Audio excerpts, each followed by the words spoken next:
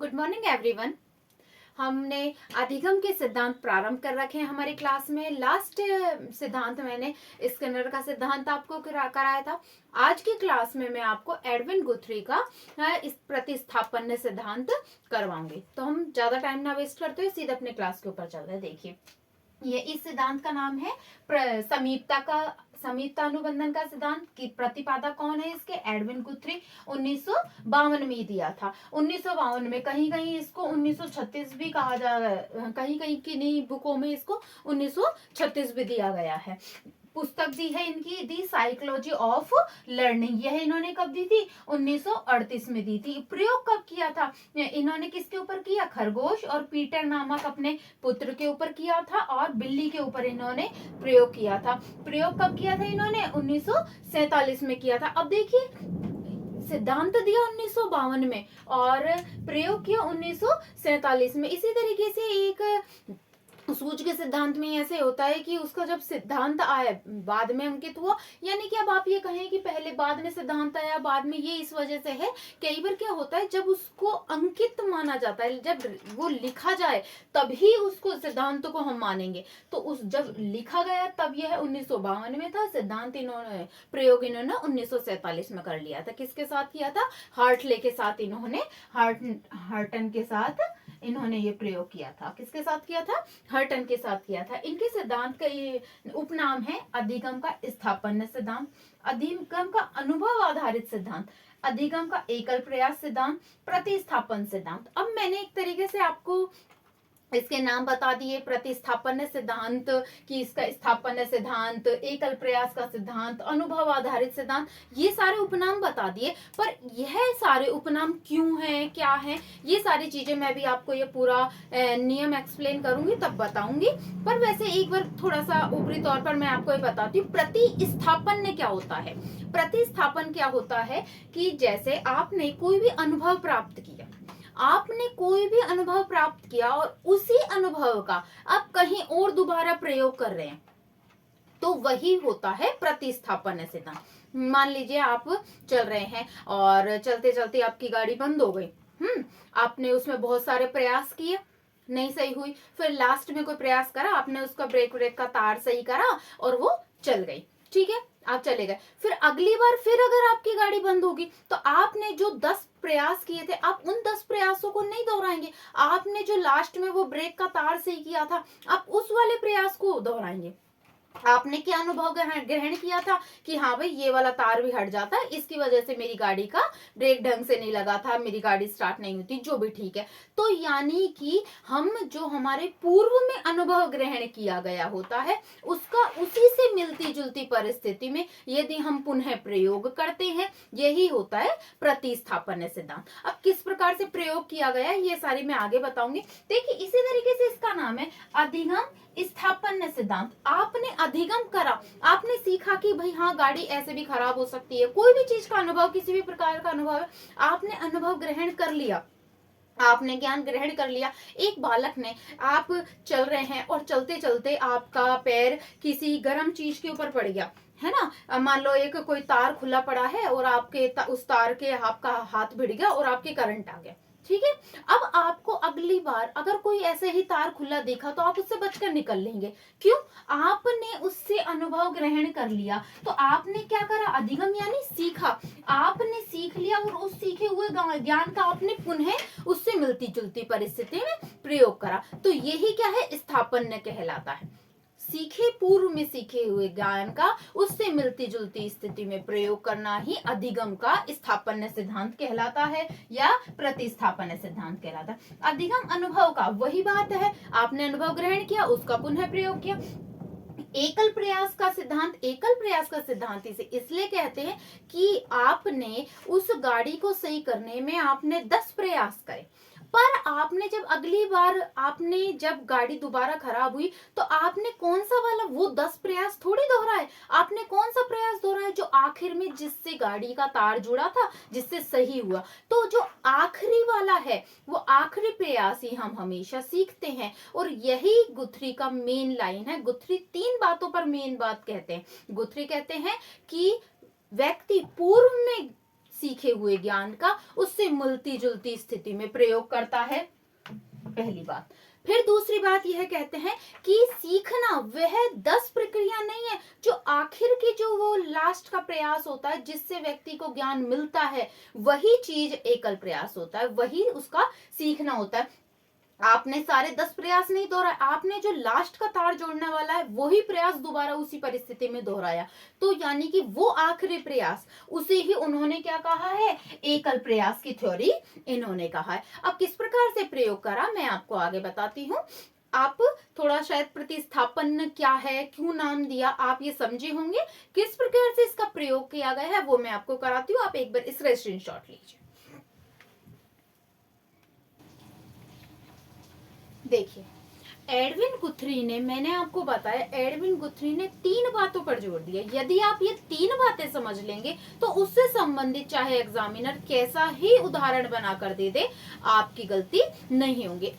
Edwin गुथ्री ने क्या बात कही, पहली बात कही, अपने पूर्व अनुभव के माध्यम से किसी समस्या का समाधान करना। अपने पूर्व, मैंने आपको एग्जाम्पल दिया, आपकी गाड़ी खराब होती है, तो आपकी गाड़ी खराब हो गई, आपने प्रयास करा, जिस भी तरीके से आपकी सही हो गई, फिर आपने वो चीज देख ली कि हाँ भाई ये ऐसे सही हुई है, तो अगली बार जब आपकी गाड़ी खराब होगी तो आप उसी प्रयास को दोबारा करेंगे कि हाँ भाई ऐसे सही हो गई थी, आप वही प्रयास करेंगे। तो यही होता है प्रतिस्थापन सिद्धांत। एक बात तो कही एडविन गुथ्री ने, ये कि व्यक्ति अपने पूर्व अनुभव का ज्ञान ग्रहण करता है। आप रास्ते से जा रहे हैं, आपके पैर के नीचे सांप आ गया, आप डर गए, फिर आपको पुनः आप जा रहे हैं और आपके पैर के नीचे से रस्सी आ गई, तो आप उससे भी उसी तरीके से डरेंगे जैसा कि आप सांप से डरे थे। यानी कि आपके क्या हो गई, वही पूर्व का जो अनुभव था वही आपका पूरा दोबारा आपने अनुभव किया कि हाँ भाई वो सांप हो सकता है, उसी तरीके से आप डरे।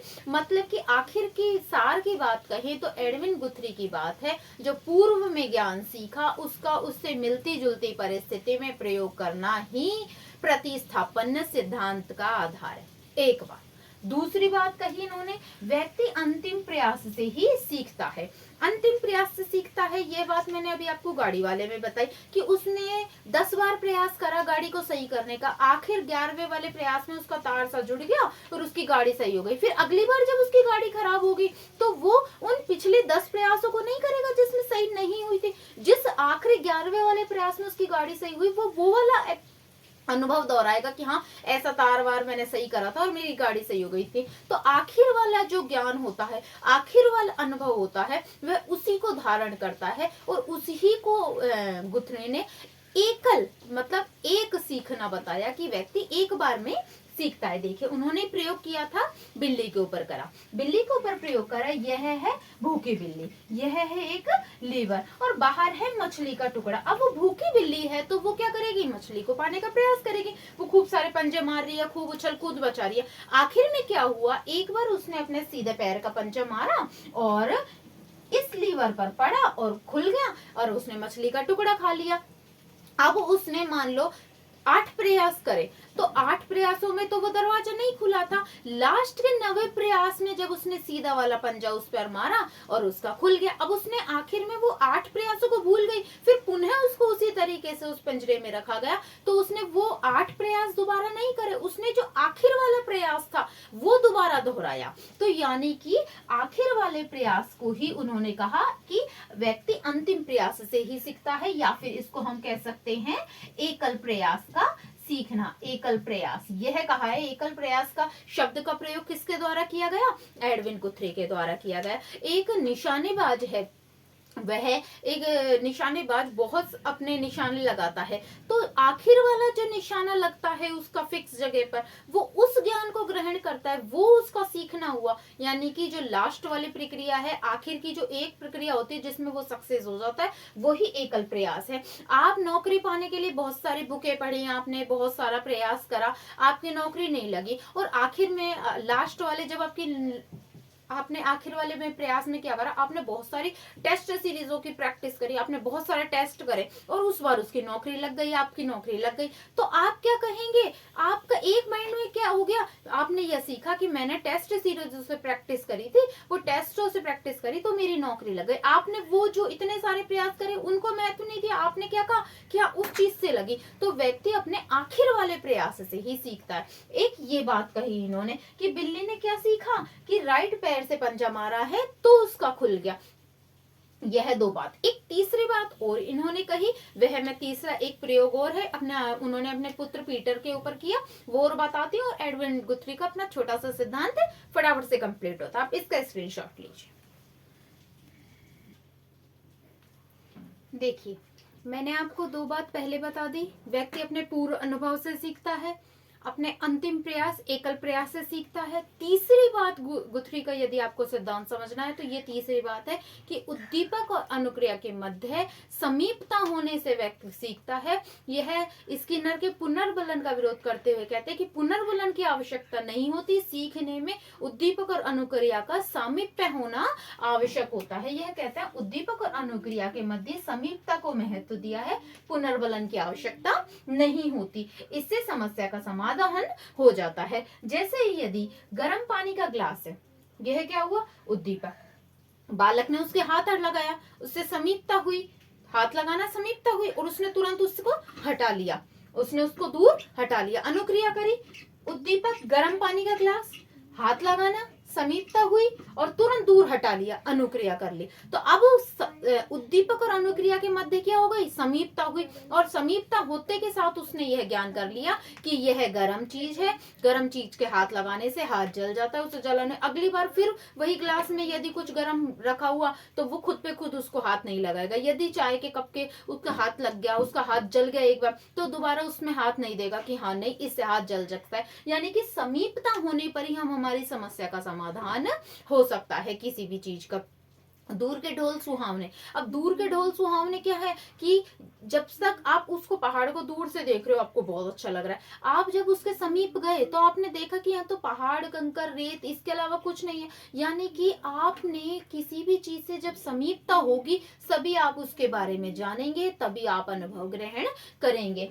उद्दीपक गर्म पानी, समीपता हुई, हाथ लगाना, अनुक्रिया हाथ दूर हटा लिया। तो जैसे ही समीपता हुई उसने ज्ञान कर लिया कि हाँ भाई इससे हाथ जल सकता है। यानी कि उद्दीपक और अनुक्रिया के मध्य समीपता होने पर ही व्यक्ति को ज्ञान का प्राप्त होता है, उसकी समस्या का समाधान हो जाता है। अब ये प्रयोग गुथ्री के द्वारा अपने बालक पीटर के ऊपर किया गया, अपने बालक पीटर के ऊपर किया गया, खरगोश से किया कि उनका पुत्र खरगोश से डरता था। यह बात पीटर खरगोश से डरता था, तो वह क्या करता, उन्होंने गुथ्री ने क्या करा, खरगोश को उठाया और पीटर की गोदी में ही बैठा दिया। अब वो डर रहा था पहली बार में, फिर उसने उनका हाथ पकड़कर जबरदस्ती खरगोश के ऊपर लगाया। एक बार डरते डरते लगाया, दोबारा लगाया और फिर धीरे धीरे उसने बार बार हाथ फेरा और आखिर में ऐसा हुआ कि उसका डर खरगोश से निकल गया। यानी कि किसी भी चीज से जब समीपता हो जाएगी, जब तक दूर था खरगोश से तो वो उससे डर रहा था, जब उसने उसके हाथ लगाया, वो उसकी गोद में बैठा, समीपता हुई, तुरंत समस्या का समाधान हो गया कि उसका डर बाहर निकल गया। यदि कोई बालक है वो किसी चीज से, मान लो कुत्ते से डरता है किसी चीज से, अगर आपने उसी कुत्ते के बच्चे से के उसके हाथ लगवा दिया, या गाय से डर रहा है, गाय के उसका हाथ लगवा दिया, या उसको कर दिया अरे ये नहीं डर रहे, तो वो क्या है, उससे उसका जैसे ही किसी उद्दीपक के प्रति उसकी समीपता हुई, उसने उसके एक बार गाय के हाथ लगा लिया तो दोबारा उसके हाथ लगाएगा, उसका डर निकल जाएगा। वह किससे डर रहा था, जब तक खरगोश दूर था तो खरगोश से डर रहा था, खरगोश के एक बार हाथ लगाया, दोबारा हाथ लगाया और आखिर में ऐसा हुआ कि उसका डर निकल गया। जैसे ही उद्दीपक और अनुक्रिया के मध्य समीपता हुई और समीपता होते के साथ समस्या का समाधान हो गया। यह एडविन गुथ्री की 3 बातें आप ध्यान रखिएगा। एक तो इसके जो उपनाम है इनको याद रखिएगा, 3 बातें पूर्व अनुभव के द्वारा सीखता है, उन्हीं नवी समान परिस्थिति में प्रयोग करता है, प्रतिस्थापन का सिद्धांत, एकल प्रयास का सिद्धांत की आखिर वाला जो लास्ट का जो अनुभव होता है उसे ग्रहण करता है। तीसरा, उद्दीपक और अनुक्रिया के मध्य जब समीपता होती है तब समस्या का समाधान हो जाता है। एक छोटी सी एक स्लाइड और मैं बताती हूँ कि आदत निर्माण में 3 प्रयोग और इनके द्वारा किए गए हैं, आप इसका स्क्रीनशॉट लीजिए। देखिए, एडविन गुथ्री ने आदत निर्माण के लिए 3 विधियों का प्रयोग किया है। 3 विधियों का, 3 आदत निर्माण में 3 विधि कौन कौन सी है? सीमा दहली विधि, थकान विधि और परस्पर विरोधी विधि।